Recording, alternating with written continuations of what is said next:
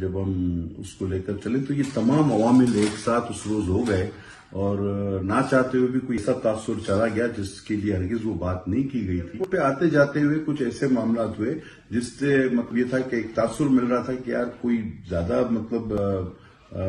معتبر ہے یا کوئی چھوٹا ہے. تو اس پر میں نے ایک بات کی تھی، وہ بات تھوڑی سی تفصیل میں ہو گئی. اچھا اس وقت تک مجھے نہیں پتا تھا کہ